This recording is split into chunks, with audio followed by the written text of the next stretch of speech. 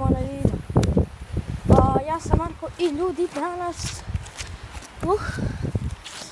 pravimo sebi akvapark, bukvalno pravimo sebi akvapark. Imamo malo prskalicu. Zapravo malo šije. Zabijam je trebalo zemlju. Još nije dovoljno. Pa kad će biti dovoljno? I evo.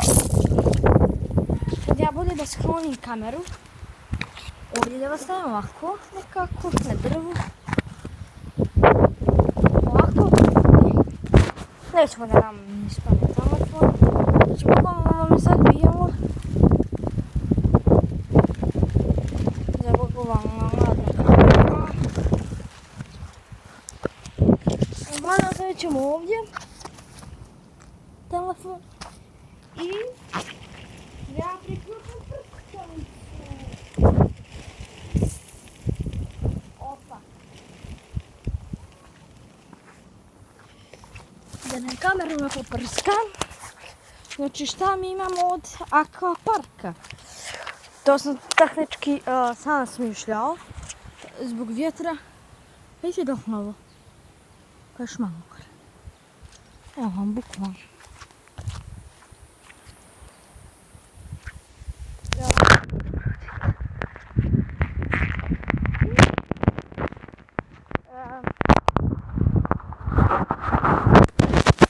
Sad da mi... Dobro, čujete me?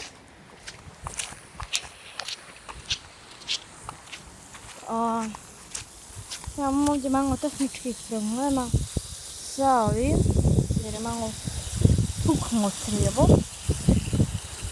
I jako slabo zbog toga to kreće. I tehnički to akvapark. Tako da, ako imate dva crijeva i jednu prskalicu, znači bukvalno samo priključite ovo na prskalicu.